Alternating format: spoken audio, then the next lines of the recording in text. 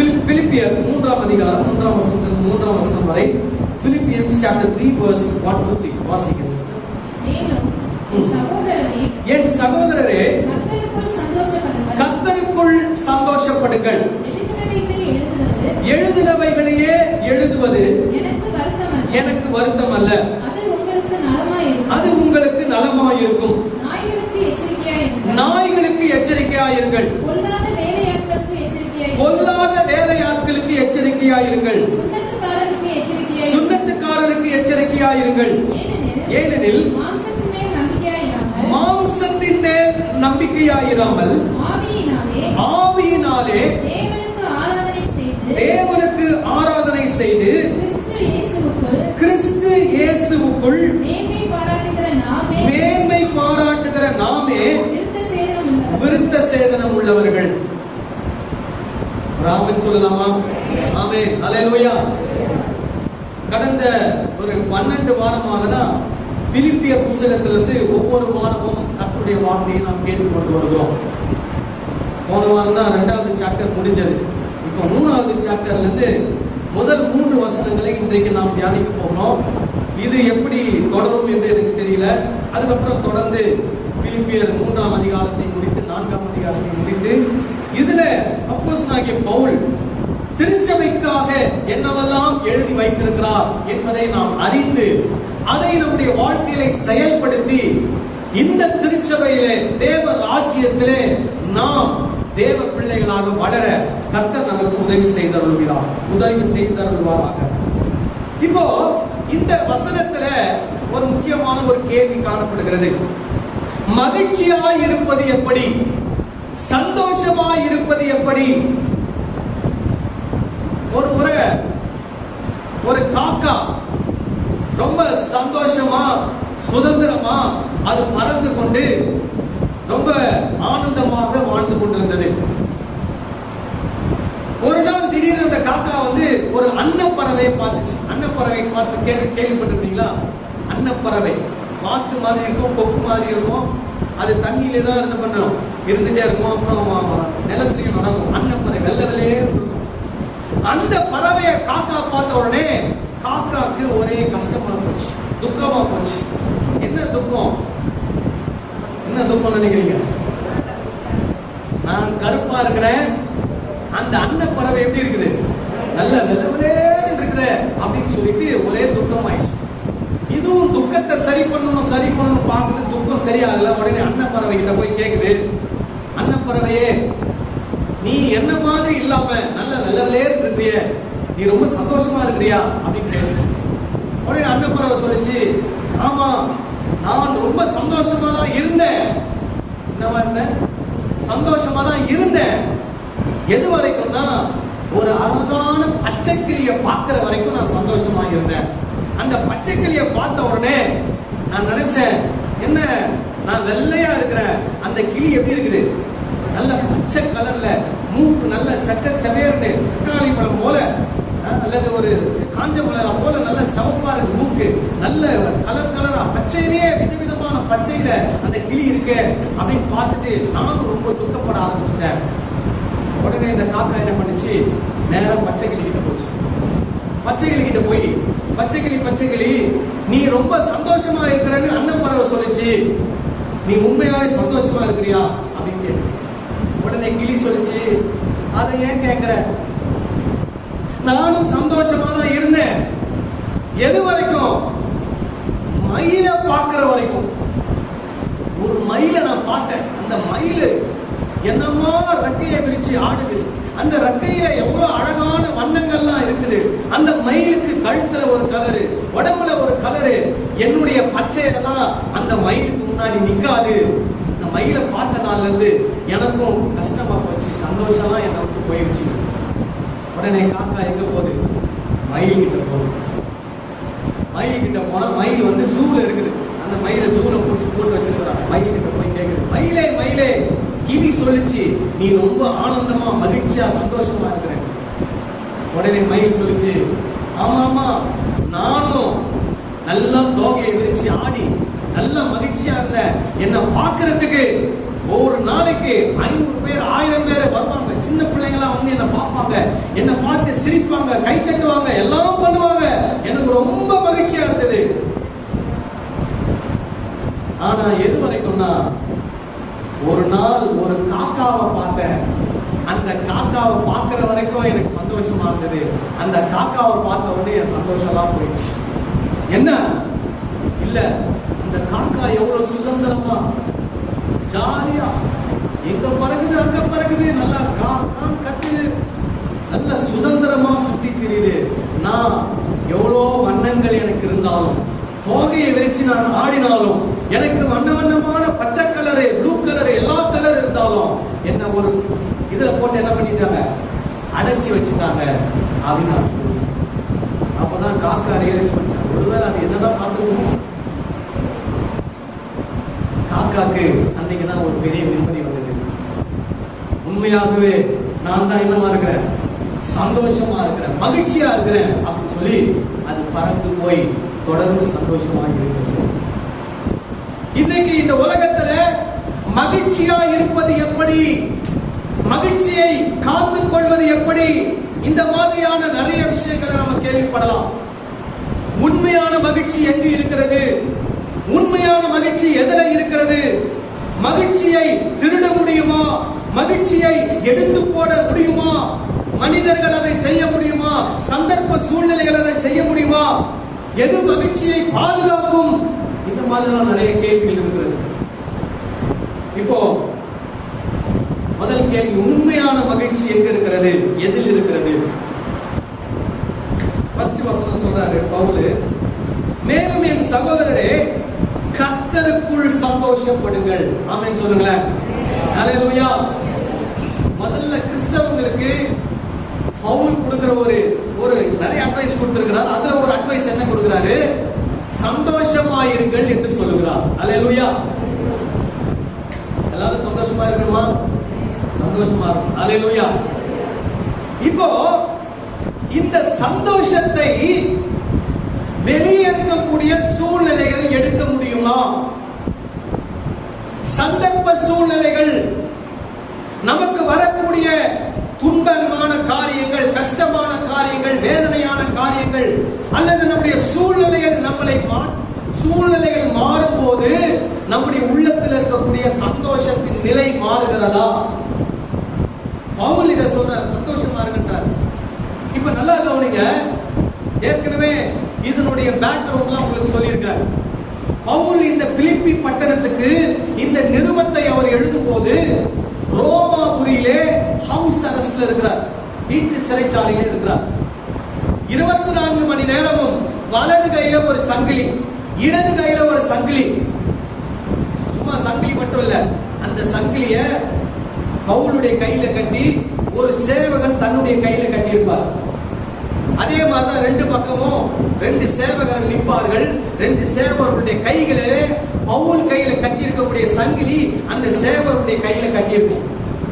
அவர் தூங்கினாலும் பக்கத்துல நிற்பான், அவர் சாப்பிட்டாலும் இவன் 2 பேர் பக்கத்துல நிற்பான், அவர் பாத்ரூம் போனாலும் 2 பேர் பக்கத்துல நிற்பான். அந்த மாதிரி 2 வருஷம் அந்த ரோமாபுரியில ஒரு வீடு வாடகைக்கு எடுத்து அதுல தங்கி இருந்தார். அங்க இருக்கும் போது அந்த சூழ்நிலையில பிலிப்பி பட்டணத்தில் இருக்கக்கூடிய மக்களை பார்த்து பவுல் சொல்கிறார், என்ன சொல்றார், சந்தோஷமாயிருங்கள் என்று சொல்கிறார். அல்லேலூயா. ஏனென்றால் பவுலுடைய சூழ்நிலைகள் பவுலுடைய உள்ளத்தில் இருக்கக்கூடிய சந்தோஷத்தை ஒரு நாள் என்ன பண்ண முடியாது, எடுக்க முடியாது. ஒரு ஆமென் சொல்லுங்களேன். நம்முடைய சூழ்நிலை மாறும், ஆனா நம்ம உள்ளத்தில் இருக்கிற சந்தோஷம் ஒரு நாள் மாறக்கூடாது. அல்லேலூயா. இப்ப பாருங்க, பவுல் அதாவது ஒரு இங்கிலீஷ்ல ஒன்று சொல்லுவாங்க, sad Christians are a bad example for a glad Christianity. Sad Christians are a bad example for a glad Christianity. சந்தோஷமான கிறிஸ்தவத்திற்கு தவறான உதாரணங்களாக சோகமான கிறிஸ்தவர்கள் இருக்கிறார்கள். சிலர் பாத்தீங்கன்னா பிரதர் முகத்துல என்ன இருக்காது சொல்லுங்க,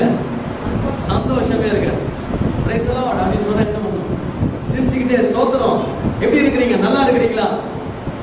கர்த்தர் என்ன எப்படி வச்சிருக்கிறாரு? சந்தோஷமா ஆசீர்வாதம் என்ன பண்ணியிருக்கிறாரு? அல்லேலூயா. பவுலுடைய சூழ்நிலைகள் என்ன அப்படின்றத நாம் பார்க்க போறோம். அந்த சூழ்நிலை மத்தியிலே அவரால் எப்படிங்க சந்தோஷமா இருக்க முடிந்தது? பிலிப்பியர் 1ஆம் அதிகாரத்துல அவருடைய சந்தோஷத்தின் நிலையை குறித்து அவர் சொல்றார். பிலிப்பியர் 1ஆம் அதிகாரம். இப்ப நான் ஏற்கனவே சொல்லிட்டேன், அவர் எங்க இருக்கிறாரு? ரோமாபுரியில சிறைச்சாலையில் இருக்கிறாரு. சிறைச்சாலையில் இருக்கிறவரு தன்னுடைய சந்தோஷத்தின் நிலையை குறித்து பிலிப்பியர் நிருபங்களிலே ஒரு சில இடங்களிலே குறித்து காண்பிக்கிறார். அதுல பிலிப்பியர் 1ஆம் அதிகாரம் 12ஆம் வசனத்திலிருந்து 18ஆம் வசனம் வரைக்கும் வாசிக்க போறோம். வாசிங்க. சகோதரரே, எனக்கு சம்பவித்தவைகள். அவருக்கு என்ன சம்பவித்தது? அப்போஸ்தலர் 21ஆம் அதிகாரத்துல ஆரம்பிக்குது. அவர் மாற்றாரு, ஜெருசலேம்ல போய் மாட்டிக்கிறாரு. அங்க இருந்து ஒவ்வொரு அதிபதிகள் கையில மாட்டி மாட்டி மாட்டி ஒரு சில ராஜாக்களுக்கு முன்னாடி போய் நின்று கடைசியில ரோமாபுரிக்கு போய் அங்க சிறைச்சாலை அடைக்கப்படுகிறார். அதுதான் அவர் சொல்றாரு, எனக்கு சம்பவித்தவைகள் அப்படின்னு சொல்றாரு. என்ன என்ன சம்பவித்ததா? எனக்கு சம்பவித்தவைகள். பாருங்க, சுவிசேஷம் பிரபலமாகும்படிக்கு ஏதுவாயிற்றென்று நீங்கள் அறிய மனதாயிருக்கிறேன். பிலிப்பி பட்டணத்துல ரொம்ப பவுலுக்கு இந்த மாதிரி நடந்து போச்சு, ரோமாபுரியில போய் அவர் ஹவுஸ் அரெஸ்ட்ல மாட்டிக்கிட்டாரு அப்படின்னு ரொம்ப பதட்டத்துல இருக்கிறாங்க. பவுல் சொல்றாரு, நீங்க பதட்டப்படாதீங்க, துக்கப்படாதீங்க, வேதனைப்படாதீங்க, சந்தோஷப்படுங்க. ஏன்னா என்னுடைய வாழ்க்கையிலே இந்த சம்பவங்கள் நடந்ததற்கு காரணம் கிறிஸ்துவின் சுவிசேஷம் என்ன பண்ணணுமா? பிரபலமாகும்படிக்கு ஏதுவா இருப்பதற்காக இவைகள் நடந்திருக்கிறது. ஆமென் சொல்லுங்க. அதே மாதிரிதான் நம்ம கிறிஸ்தவ வாழ்க்கையில கூட, நம்ம வாழ்க்கையில நம்மளை சுத்தி எது நடந்தாலும் நம்ம என்ன தெரியுமா சொல்றோம்? இது நன்மைக்காக என்னுடைய வாழ்க்கையில நடந்திருக்கிறது. அல்லேலூயா. இதை கர்த்தர் நன்மைக்கு ஏதுவாக மாற்றுவார். இது சுவிசேஷம் அறிவிக்கப்படுவதற்காக இது என்னுடைய வாழ்க்கையில என்ன இருக்கிறது? நடந்திருக்கிறது. அல்லேலூயா. அடுத்தது என்ன சொல்றாரு பாருங்க. அரண்மனை எங்கும் உள்ளவர்களுக்கு மற்ற யாவருக்கும் என் கட்டுகள் கிறிஸ்துவுக்குள்ளான கட்டுகள் என்று வெளியரங்கமாகி. என்ன சொல்றாரு? என்னுடைய செயின்ஸ், நான் செயின்ஸ்ல இருக்கிறது இயேசு கிறிஸ்துவுக்காக இருக்கிறேன் அப்படின்றதுக்கு அடையாளமா பேலஸ்ல இருக்கிறவங்க, அரண்மனையில இருக்கிறவங்க எல்லாருக்கும் தெரிஞ்சிருச்சு. எப்படி தெரிஞ்சிருச்சு? ஏன்னா அந்த அரண்மனையில வேலை செய்யற சேவகர்கள் தான் ஒவ்வொரு நாளும் பவுல் வீட்டுல டியூட்டி பாக்குறான். பவுல் வர போறவங்களுக்கு எல்லாம் சுவிசேஷம் சொல்றாரு. இவனும் பக்கத்துல நின்று கேட்கலாம்.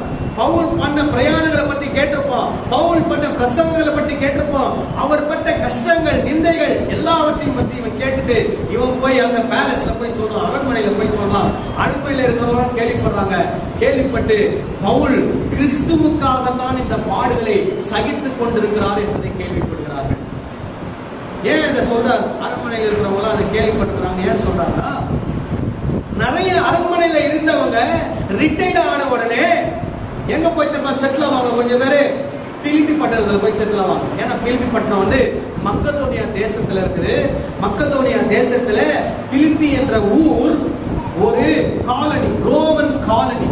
அதனால அந்த பேலஸ்ல ஒர்க் பண்ணக்கூடிய அபிஷியல்ஸ் ரிட்டையர்ட் ஆன உடனே பிலிப்பியில போய் என்ன பண்ணுவான்? செட்டில் ஆவான்.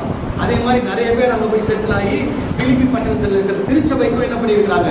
போயிருக்கிறாங்க. அதனாலதான் அவர் சொல்றாரு, அரண்மனை எங்கும் உள்ளவர்கள் அப்படின்ற போது பிலிப்பி பட்டணத்தில் இருக்கிறவங்களுக்கு நல்லா தெரியும். ஓ, நம்ம அவரா இருப்பார் அப்படின்னு அவங்க என்ன பண்ணுவாங்க? பேசிப்பாங்க. அப்போ அதை சொல்றாரு, நீங்க பயப்படாதீங்க, என்னுடைய இதனால அரண்மனையில் இருக்கிறவங்க எல்லாம் இயேசு கிறிஸ்து குறித்து என்ன பண்ணிருக்கிறாங்க? கேள்விப்பட்டிருக்கிறாங்க. அப்புறம் என்ன நடக்குது பாருங்க. 14வது வசனம். சகோதரரில் அநேகர். சகோதரர் அப்படின்னா என்ன அர்த்தம்?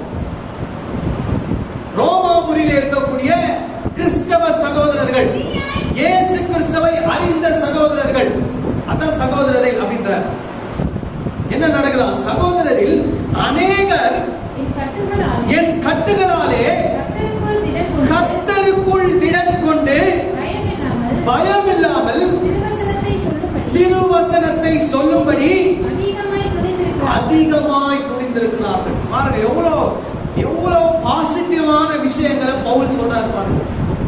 ஒண்ணு, நீங்க பயப்படாதீங்க, நான் இந்த ஜெயில இருக்கிற சுவிசேஷம் சொல்றதுக்காக தான். ரெண்டாவது சொல்றாரு, நான் இங்க வந்து மாற்றதுனால அரண்மனையில இருக்கிறவங்க என்ன பண்ணி இருக்கிறாங்க, சுவிசேஷத்தை கேட்டிருக்காங்க. மூணாவது, திருச்சபையில சில சகோதரர்கள் என்ன பண்ணாங்கன்னா சுவிசேஷத்தை அறிவி இருக்கிறதுக்கு ரொம்ப பயந்தாங்க. இப்ப அவங்க என்ன பாக்குறாங்க, நான் கட்டுகளில் இருக்கும் போதே அரண்மனை வரைக்கும் சுவிசேஷம் சொல்லி இருக்கிறேன்றதை கேள்விப்பட்டு அவர்கள் திடம் கொண்டு பயமில்லாமல் திருவசனத்தை சொல்லும்படிக்கு அதிகமாய் துணிந்திருக்கிறார்கள். அல்லேலூயா. இப்ப நம்முடைய வாழ்க்கையில சூழ்நிலைகள் மாறின உடனே என்ன வந்துடும் நம்ம மைண்ட்ல, ஒரே நெகட்டிவிட்டி தான்.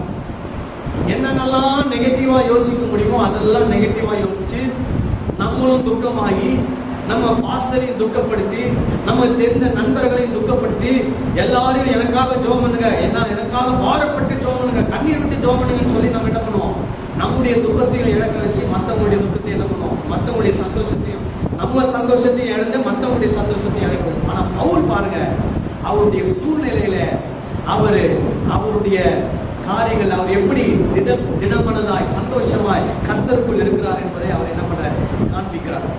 இது ஒரு சகோதரர்கள். அடுத்த சகோதரர் பாருங்க, 15வது வசனம். சிலர் பொறாமையினாலும் விரோதத்தினாலும் சிலர் நல்மனதினாலும் கிறிஸ்துவை பிரசங்கிக்கிறார்கள். சிலர் என் கட்டுகளோடு உபத்திரவத்தையும் கூட்ட நினைத்து சுத்த மனதோட கிறிஸ்துவை அறிவியாமல் விரோதத்தினாலே அறிவிக்கிறார்கள்.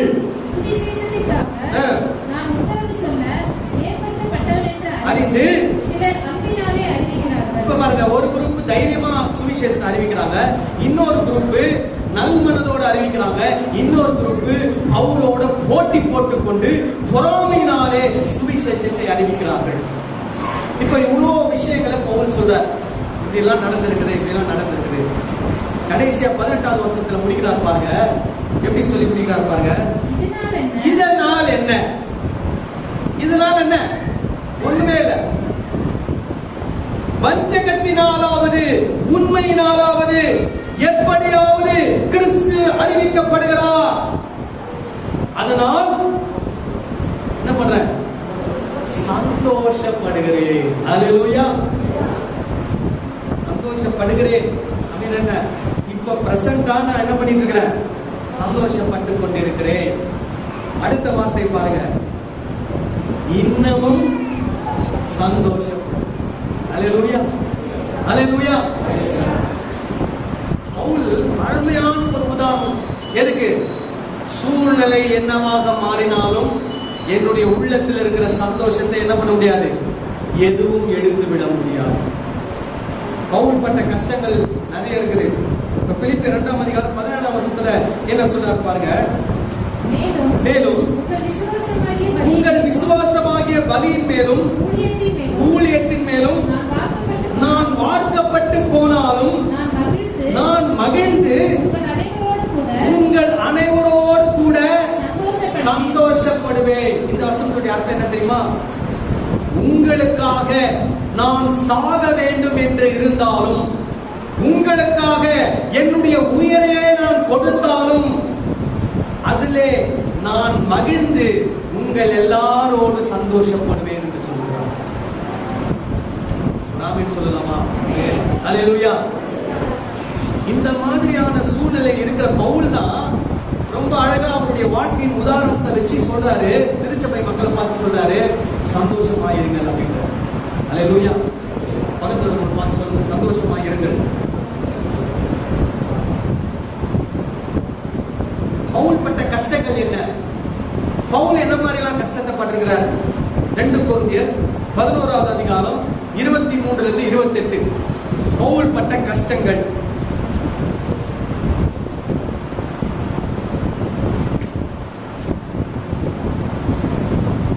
ரெண்டு கொரிந்தியர் 11 23 - 28. அவர்கள் கிறிஸ்துவின் ஊழியக்காரரா, நான் அதிகம், புத்தி பேசுகிறேன். நான் அதிகமாய் பிரயாசப்பட்டவன், அதிகமாய் அடிபட்டவன், காவலில் வைக்கப்பட்டவன், மரண அவதியில் அகப்பட்டவன்.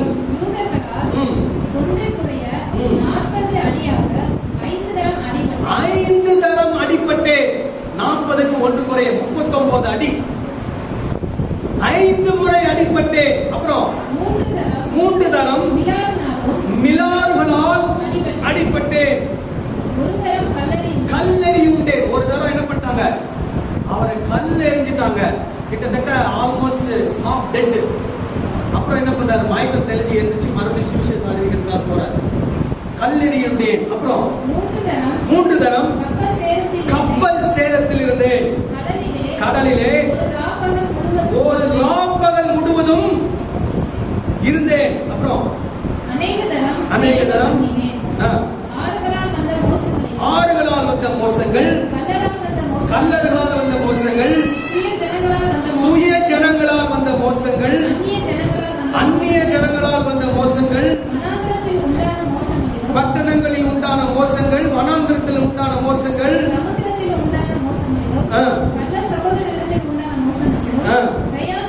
வருத்தத்திலும் கண்பிடிப்புகளிலும் உபவாசங்களிலும் குளிரும் நிர்வாணத்திலும் இருந்தேன். யோசித்து பாருங்க, அவங்களுடைய சூழ்நிலை சாதாரண சூழ்நிலையே அல்ல. ஒரு பொதுவான ஒரு ஸ்டாட்டிஸ்டிக்ஸ் ஒன்று இருக்குது. ஒரு நாள்ல ஒரு மனிதன் ஒருவேளை சாப்பாடு சாப்பிட்டால் இந்த உலகத்தை கம்பேர் பண்ணும்போது அவன் ஒரு உலகத்தில் இருக்கக்கூடிய பணக்கார ஒரு மனிதன் என்று சொல்லலாம். ஏன்னு கேட்டீங்கன்னா, உலகத்தில் இருக்கக்கூடிய சில நாடுகளிலே சில மனிதர்களுக்கு ஒரு வாரத்துக்கு ஒரு முறை தான் நல்ல உணவு கிடைக்கிறது. ஆனா நம்முடைய வாழ்க்கையில ஆண்டவர் நமக்கு என்ன பண்ணியிருக்கிறார், 3 வேளை, சிலருக்கு 4 வேளை நல்ல உணவு, நல்ல உடை, நல்ல இருப்பிடம், நல்ல வேலை, நல்ல வசதி வாய்ப்பு எல்லாத்தையும் ஆண்டவர் நமக்கு என்ன பண்ணியிருக்கிறார், கொடுத்திருக்கிறார். ஆனால் சூழ்நிலைகள் மாறும்போது நம்முடைய உள்ளத்தில் இருக்கிற சந்தோஷம் மாறும். ஆனா பவுலுடைய வாழ்க்கையில கர்த்தருக்காக அவர் பட்ட பாடுகள், கஷ்டங்கள், சுவிசேஷத்திற்காக அவர் பட்ட பிரயாசங்கள், இது சுற்றி என்ன நடந்தாலும் அவருடைய உள்ளத்தில் இருக்கிற சந்தோஷத்தை அவைகள் தொடக்கூட முடியாது. ஆமென், அல்லேலூயா. இப்போ இதுல 28வது வசனத்துல ஒரு அருமையான பாயிண்ட் சொல்றாரு. இவ்வளோ விஷயங்கள்ல நான் கஷ்டப்பட்டேன், இவைகள் முதலானவைகளை அல்லாமல் எல்லா சபைகளை குறித்து உண்டாயிருக்கிற கவலை என்னை நாள்தோறும் நெருக்குகிறது. அல்லேலூயா. அவருக்கு கவலைனா எதை பத்தி கவலை? சபையை பத்தி கவலை, தேவ ராஜ்யத்தை பத்தி கவலை, ஊழியத்தை பத்தி கவலை, சுவிசேஷத்தை பத்தி கவலை. கவலைப்பட்ட உண்மையா இதுதான் கவலைப்படும். வேற எதுக்குமே என்ன பண்ணக்கூடாது, கவலைப்பட. சிலருக்கு முடி கொட்டும், சிலருக்கு இல்ல, எல்லாருக்குமே டெய்லி என்ன பண்ணும், ஒரு 10 முடி 25 முடி கொட்டும். சிலர் என்ன பண்ணுவாங்கன்னா, ஐயோ என்ன ஆகுது, முடி கொட்டுதே அப்படின்ட்டாங்கன்னா என்ன ஆயிடும், அந்த 25 முடி என்ன ஆயிடும், 50 மாறிடும். அப்புறம் 50 அப்படின்ற போது என்ன ஆகும், 75 மாதிரி இருக்கிறதெல்லாம் என்ன ஆயிடும், போயிடும். அது எதுக்கு காரணம்னா, சிலருக்கு வயசுனால கொட்டுது, அது பிரச்சனை இல்லை, வயசு அவங்களுடைய பேரண்ட்ஸுடைய இது அதனால கொட்டுது. ஆனா முக்கியமா முடி கொட்டதுக்கு காரணம் என்ன, கவலை.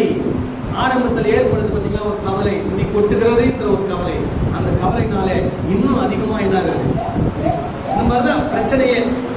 கிறிஸ்தவர்களுடைய வாழ்க்கையில எந்த சூழ்நிலையிலும் அந்த சந்தோஷத்தை என்ன பண்ணக்கூடாது, எடுக்கக்கூடாது. மறுபடியும் வருவோம், பிலிப்பியர் 3ஆம் அதிகாரம் 1ஆம் வசனத்துல சந்தோஷப்படுங்கள் அப்படின்ட்டார். கர்த்தருக்குள் சந்தோஷப்படுங்கள். அடுத்து சொல்றாரு, எழுதினவைகளையே எழுதுவது எனக்கு என்ன இல்ல, வருத்தம் அல்ல. இப்ப நீங்க இந்த பிலிப்பியர் புத்தகத்தை எடுத்தீங்கன்னா இதுல இருக்கக்கூடிய ஒரு முக்கியமான தீம், முக்கியமான கருத்து என்னன்னு கேட்டீங்கன்னா சந்தோஷம், மகிழ்ச்சி. இந்த நிருபத்துல கிட்டத்தட்ட 14 முறை சந்தோஷம், மகிழ்ச்சி என்ற வார்த்தை மீண்டும் மீண்டும் வருகிறது. அதுல நான் உங்களுக்கு 1வது அதிகாரத்திலிருந்து நிறைய வசனங்கள் உங்களுக்கு நான் கொடுக்க முடியும். ஆனா ஒரு சில வசனங்களை மாத்திரம் நான் சொல்லிட்டு அடுத்த பாயிண்ட்க்கு நான் போறேன். ஒவ்வொரு அதிகாரத்துல ஒவ்வொரு வசனத்தை நான் சொல்றேன். 1ஆம் அதிகாரம் 24, 25 வசனத்தை வாசிங்க. அப்படி இருந்தும் நான் சரீரத்தில் தரித்திருப்பது உங்களுக்கு அதிக அவசியம். இந்த நிச்சயத்தை கொண்டிருந்து நான் மறுபடியும் உங்களிடத்தில் வருகிறதினால் என்னை குறித்து உங்களுடைய மகிழ்ச்சி கிறிஸ்து இயேசுவுக்குள் பெருகும்படிக்கு என்ன பண்ணுவான்? பவுலை பார்த்த உடனே பிலிப்பி பட்டணத்தில் இருக்கிற சபையார் என்ன பண்ணுவான்? கிறிஸ்து இயேசுவுக்குள் மகிழ்ச்சி அடைய வேண்டும் என்று பவுல் விரும்புகிறார். இது ஒரு முதல் அதிகாரம். 2வது அதிகாரத்துல 17, 18 வசனங்களை வாசிங்க. உங்கள் விசுவாசமாகிய வழியின் மேலும் ஊழியத்தின் மேலும் நான் வாக்கப்பட்டு போனாலும் நான் மகிழ்ந்து உங்கள் அனைவரோடு கூட சந்தோஷப்படுவேன். இது நிமித்தம் நீங்களும் மகிழ்ந்து என்னோட கூட சந்தோஷப்படுங்கள். நான் உங்க கூட சந்தோஷப்படுறேன், நீங்க என் கூட என்ன பண்ணுங்க? சந்தோஷப்படுங்க. 3வது அதிகாரத்துல நம்ம ஏற்கனவே வாசித்த வசனம் தான். என்ன சொல்றார்? 1வது வசனத்துல சகோதரரே கர்த்தருக்குள் என்ன பண்ணுங்கள்? சந்தோஷமா இருங்க. 4வது அதிகாரத்துல 4வது வசனத்துல சொல்றாரு கர்த்தருக்குள் எப்போதும் சந்தோஷமாயிருங்கள், சந்தோஷமாயிருங்கள் என்று மறுபடியும் உங்களுக்கு சொல்லுகிறேன். கர்த்தருக்குள்ள எப்படி பண்ணுமா? இன்னைக்கு ஒரு நாளா, நாளைக்கு ஒரு நாளா, ஒரு வாரமா, 2 வாரமா? என்ன சொல்ற? எப்போதும் என்னவாயிருங்கள்? சந்தோஷமாயிருங்கள். அல்லேலூயா. அப்ப இந்த அதிகாரத்துல இது நான் 4 இடத்துல சொல்லி இருக்கிறேன். இன்னும் நிறைய இடத்துல நீங்க வாசிச்சு பாத்தீங்கன்னா சந்தோஷம், மகிழ்ச்சி என்ற ஒரு வார்த்தை வருகிறது. அதான் பவுல் சொன்னாரு, நான் எழுதினவர்களே மறுபடியும் எழுதுவது எனக்கு என்ன இல்ல, இல்ல கஷ்டம் இல்ல. அதுல என்ன போட்டிருக்கு அந்த வார்த்தை? வருத்தம் அல்ல அப்படின்னு சொல்றாரு. அதாவது என்னைக்குமே நீங்க பாத்தீங்கன்னா ஒரு நல்ல டீச்சர் போர்ட்ல எழுதும் போது, பசங்களுக்கு சொல்லிக் கொடுக்கும் போது நிறைய முறை அந்த வார்த்தைகளை அவர் என்ன பண்ணுவார்? ரிப்பீட் பண்ணுவார். சொன்னதையே திரும்ப திரும்ப என்ன பண்ணுவார்? சொல்லுவார். அதை திரும்ப திரும்ப பிள்ளைகள் கேட்க கேட்க அவர்களுடைய வாயினாலே அதை திரும்ப திரும்ப சொல்ல சொல்ல அவர்கள் அதை என்ன பண்ணுவார்கள்? கற்றுக்கொள்வார்கள். அதே மாதிரிதான் புதிய ஏற்பாட்டு புஸ்தகத்தெல்லாம் நீங்க பாத்தீங்கன்னா சில நேரங்களிலே சொல்லப்பட்ட அதே விஷயங்கள் மறுபடியும் மறுபடியும் மறுபடியும் சொல்லப்பட்டிருக்கும். திருச்சபையில நீங்க வரும்போது ஏற்கனவே கேட்ட ஒரு வார்த்தை, ஏற்கனவே கேட்ட ஒரு பிரசங்கம், ஏற்கனவே கேட்ட சில காரியங்களை நீங்கள் மறுபடியும் மறுபடியும் கேட்பீர்கள். சிலர் என்ன நினைப்பாங்கன்னா, இதுவா நான் நிறைய வாட்டி கேட்டிருக்கேன். கேட்கறது முக்கியம் இல்ல, கேட்டு அதை உங்க வாழ்க்கையில என்ன பண்ணணும்? செய்யணும். நீங்க உங்க வாழ்க்கையில செய்யற வரைக்கும் மறுபடியும் மறுபடியும் உங்களுக்கு சொல்ல வேண்டியது என்னுடைய கடமை. ஆமென். அல்லேலூயா. சொல்லுவாங்க, அடி மேல அடி அடிச்சா அம்மியும் என்ன ஆகுமா? அது நீங்க நிறைய அம்மி எல்லாம் இருக்கிறாங்க. என்ன பண்ணும்? அடி மேல அடி அடிச்சுட்டே இருக்கணும். அதுதான் எங்க வேலை. வசனத்தை எடுத்து என்ன பண்ணிட்டே இருப்போம்? அடிச்சுட்டே இருப்போம். கொஞ்சம் கொஞ்சமா என்ன ஆகும்? அம்மி நகரணும். வாழ்க்கையில மாற்றம் வரணும். நீங்க, நான் அடிக்கடி சொல்லுவேன், இந்த சபைக்கு நான் 50 வருஷமா வரேன், 100 வருஷமா வரேன், அதெல்லாம் முக்கியம் இல்லை. ஒரு வருஷம் வந்தாலும் போன வருஷத்துல இருந்த ஆவிக்குரிய வளர்ச்சி, போன வருஷத்துல இருந்த விசுவாச வளர்ச்சி, போன வருஷத்துல இருந்த பக்தி விருத்தியை விட இந்த வருஷம் எனக்கு உயர்ந்திருக்கிறது என்று சொல்ல வேண்டும். அல்லேலூயா. அதுதான் எனக்கு வேணும். இல்லைன்னா நீங்க எனக்கு வேணாம்.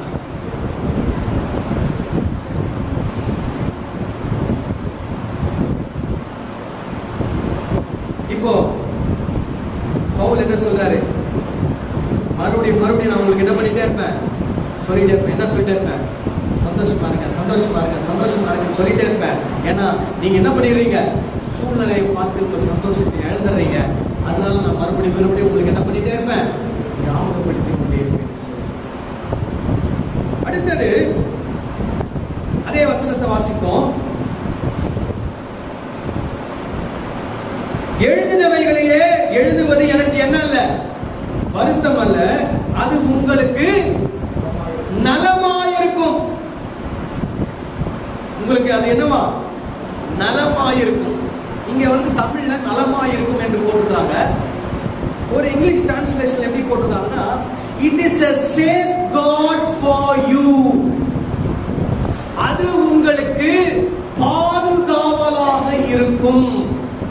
எது? நான் உங்களுக்கு மறுபடியும் சொல்லுகிற விஷயங்கள், நான் உங்களுக்கு சந்தோஷமாயிருங்கள் என்று சொல்லுகிற விஷயங்கள் உங்களுக்கு அது என்னவா இருக்குமா? சேஃப்கார்ட், பாதுகாப்பு. அது நலமானதாய், உங்களுக்கு பாதுகாப்பானதாய், உங்கள் குடும்பத்திற்கு பாதுகாப்பானதாய் இருக்கும். இதுல நல்லா கவனிங்க. இதுல பாதுகாப்பு எது தெரியுமா? ஒரு முக்கியமான வார்த்தை இதுல வருகிறது. பவுல் சொல்றாரு, என் சகோதரரே கர்த்தருக்குள் சந்தோஷப்படுங்கள். அதுதான் நமக்கு பாதுகாப்பு. ஆமென் சொல்லுங்க. இன்னைக்கு சந்தோஷத்தை கொடுக்கக்கூடிய நிறைய விஷயங்கள் இந்த உலகத்துல இருக்கு.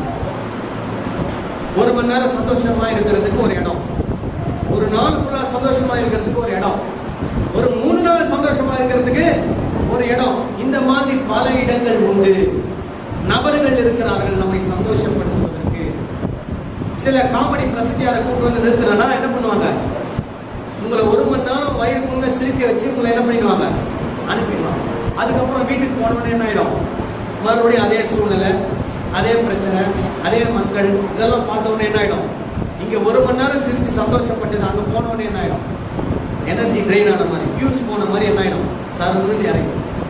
ஆனால் கிறிஸ்துவுக்குள், கர்த்தருக்குள் உங்களுக்கு இருக்கக்கூடிய சந்தோஷம் அது உங்களுக்கு பாதுகாவலாக இருக்கும். ஆமென் சொல்லுங்களேன். கர்த்தருக்குள்ள எப்படிங்க உங்களுக்கு சந்தோஷம் வருது?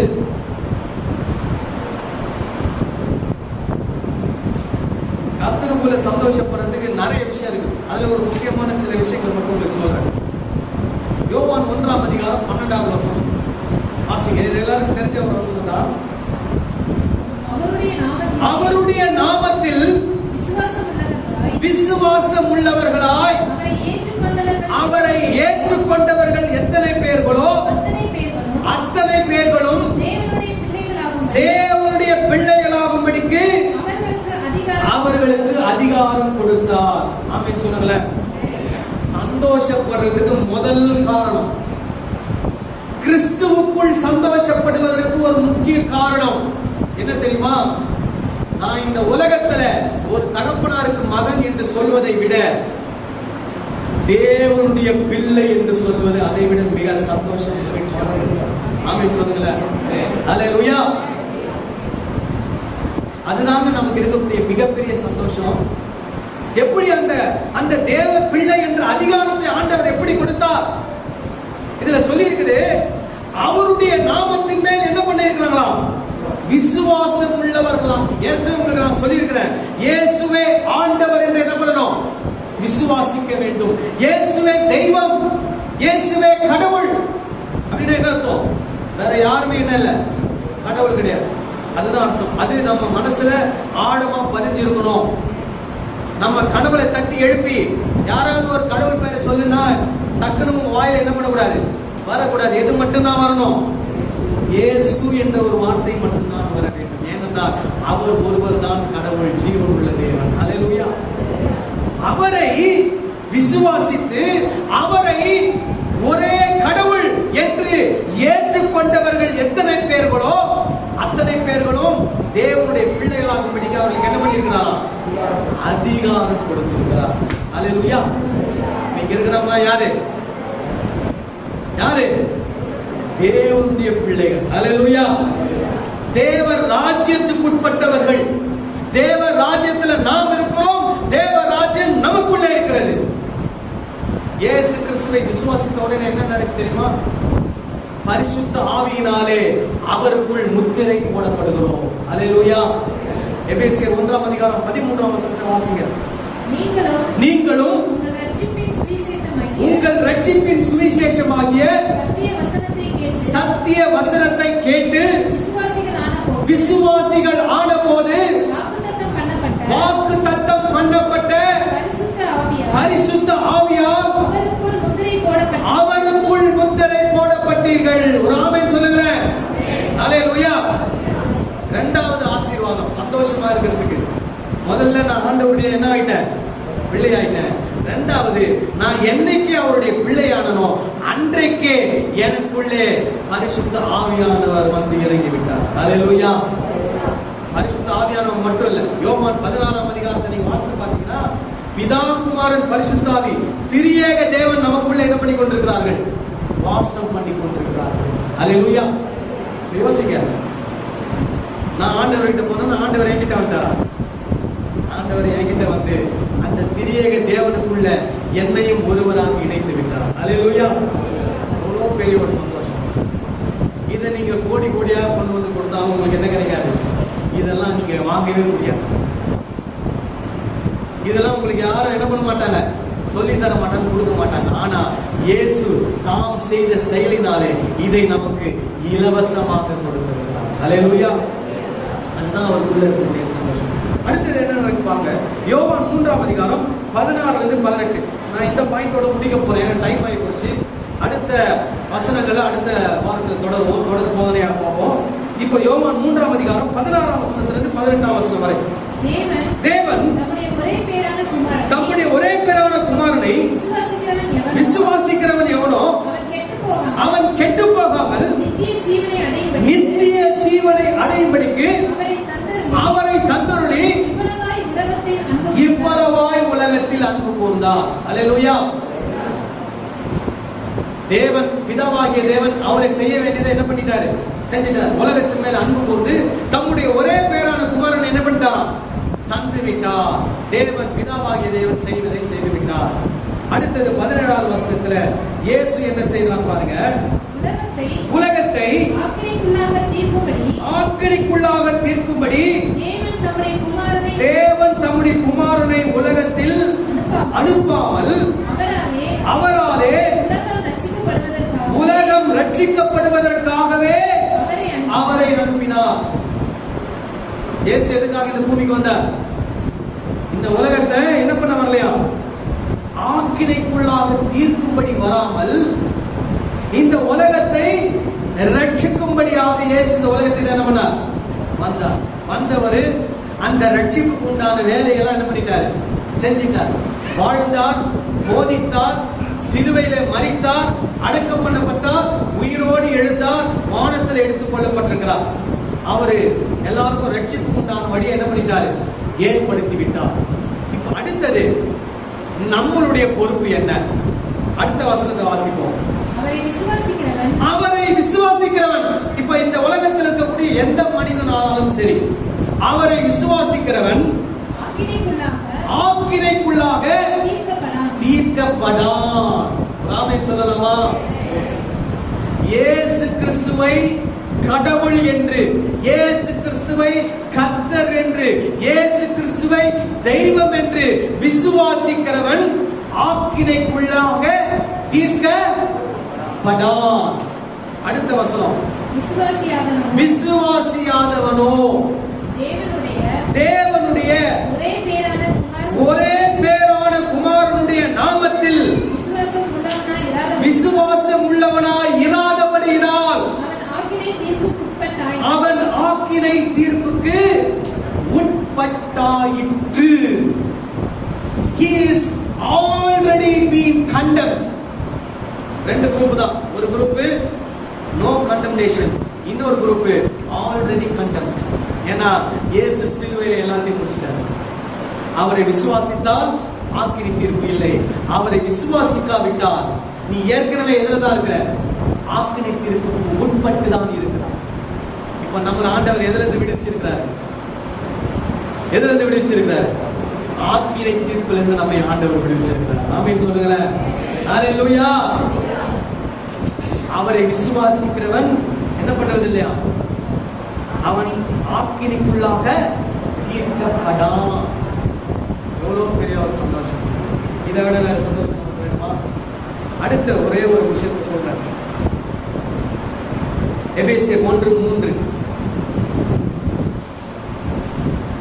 முடிக்க போறேன்.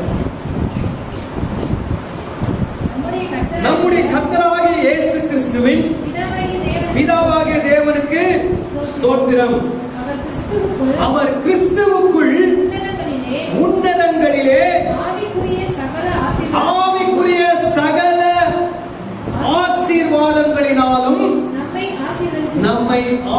ஆசீர்வதிப்பார். ஆசீர்வதிப்பார், ஆசீர்வதித்துக் கொண்டிருக்கிறார். அப்படியா? என்ன பண்ணியிருக்கிறாரா? ஆசீர்வதித்திருக்கிறார். அப்படின்னா என்ன ஆயிடுச்சு? முடிந்து போய்விடும். எப்படி ஆசீர்வதிச்சிருக்கிறாரா?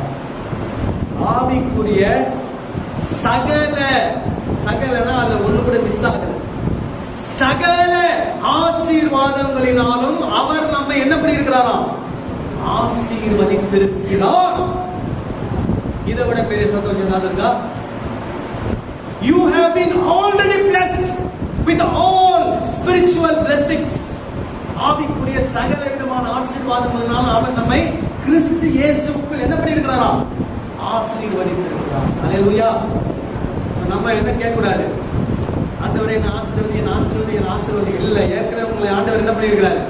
ஆசீர்வதிச்சிருக்கிறார். நான் அந்த ஆசீர்வாதத்தை பெற்றிருக்கிறேன். நான் மற்றவர்களுக்கு என்னவாயிருக்கணும்? ஆசீர்வாதமாயிருக்கிறேன். அல்லேலூயா. அப்போ நம்ம சந்தோஷத்தை பாதுகாக்கிறது கிறிஸ்துவுக்குள் இருக்கக்கூடிய சந்தோஷம். கிறிஸ்துவுக்குள் என்ன சந்தோஷம் இருக்குது? அவர் நம்மை பிள்ளையாக மாற்றியிருக்கிறார்.